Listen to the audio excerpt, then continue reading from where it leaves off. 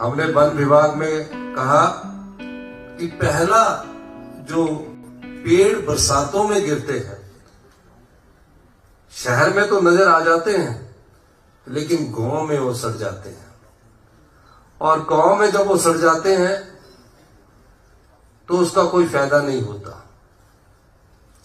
हमने कुछ डिविजन्स में पायलट प्रोजेक्ट शुरू किया, जिसका फायदा ये हुआ कि पिछले साल 15,000 पेड़ जो थे, जो गिरे हुए थे या सूखे हुए थे, उनको हमने फॉरेस्ट कारपोरेशन के स्टोर तक या वन विभाग को जो अधिकार हमने दिया बेचने का, उसके द्वारा हमने उसको बेच दिया।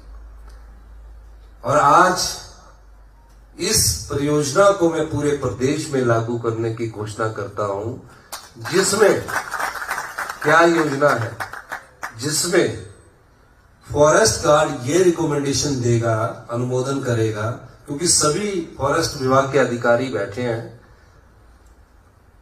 फॉरेस्ट गार्ड 2 पेड़ की अनुमोदन करेगा और डीएफओ 25 पेड़ तक का जो सूखे हुए पेड़ हैं या गिरे हुए पेड़ है, उसकी परमिशन डीएफओ लेवल तक कर दी गई है, जिसमें डिप्टी रेंजर को भी इन्वॉल्व कर दिया गया।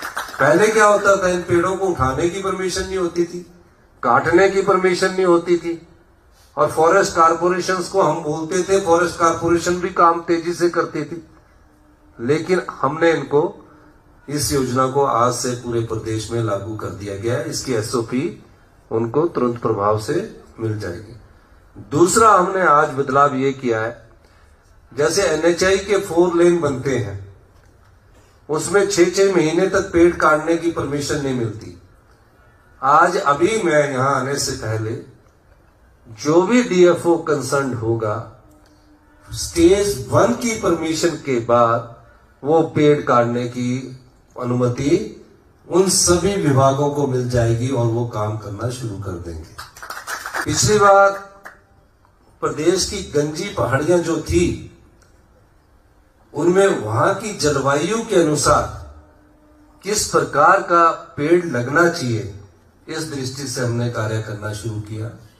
और मुझे खुशी है कि इस दिशा में हम आगे बढ़े हैं और आगे बढ़ने की जरूरत है। लाहौल स्पीति में हमने एक महिला मंडल को पेड़ उगाने के लिए कॉन्ट्रैक्ट दिया है, उसके बाद उसकी सर्वाइवल के लिए भी कॉन्ट्रैक्ट दिया है, और भविष्य में हिमाचल प्रदेश में आने वाले समय में 1 साल के भीतर जो अगली ट्री प्लांटेशन होगी, 1 साल और 2 साल लग जाते हैं, तो उसमें महिला मंडल को यह अधिकार दिया जाएगा कि वो जंगल की 1 फीट का 1/4 भाग जो उसकी क्षमता के अनुसार हो, उसमें वो पेड़ लगाएगी। पेड़ वन विभाग देगा और उसका सर्वाइवल का देखने का ठेका भी जो लाहौल स्पीति के उसमें है, उस आधार पर दिया जाएगा, जिससे उनकी आय बढ़े।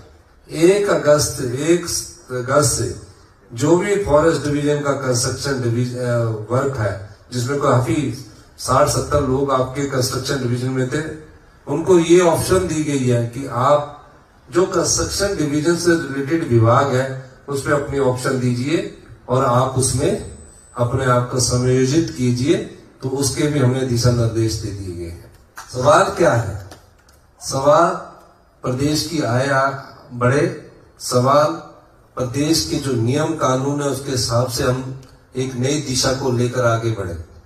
आज अगर हम 60% फलदार पौधों को लगाने की सोच रहे हैं, तो महज 1-2 साल में नहीं होगा, ये तकरीबन 10 साल लगेंगे। जब आप जंगलों में देखोगे कि हमारे फलदार पौधे हैं, तो इस दृष्टि से हमारी सरकार कार्य कर रही है। मैं पीसीसीएफ को भी बहुत बहुत मुबारक देना चाहूंगा, राजीव जी को, कि कई परिवर्तन आपने जो हमें दिशा निर्देश दिए, उस आधार पर आपने ये परिवर्तन किए हैं। और मैं दावा कर सकता हूं कि हिमाचल प्रदेश के प्राकृतिक सौंदर्य को देखते हुए, हिमाचल प्रदेश की जलवायु को देखते हुए, हिमाचल प्रदेश में ऐसी कोई कमी नहीं है कि वो हिंदुस्तान का सबसे समृद्धशाली प्रदेश न बने।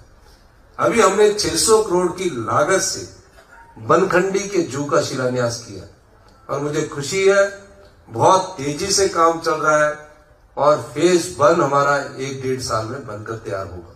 फॉरेस्ट कंजर्वेशन एंड मैनेजमेंट में और गति लाने हेतु GIZ व CDAC की मदद से एक कॉम्प्रिहेंसिव सॉफ्टवेयर ई फॉरेस्ट बनाया जा रहा है। मुझे इस सॉफ्टवेयर की बीटा टेस्टिंग का शुभारंभ करते हुए हर्ष हो रहा है। जो अवार्ड की बात की है उसमें जो बेस्ट बीट होगी फॉरेस्ट की, बेस्ट रेंज होगी, बेस्ट डिवीजन होगा, बेस्ट सर्कल होगा, इसकी SOP बाद में बनाकर आपको दे दी जाएगी। उसके आधार पर हम इसको आगे बढ़ेंगे।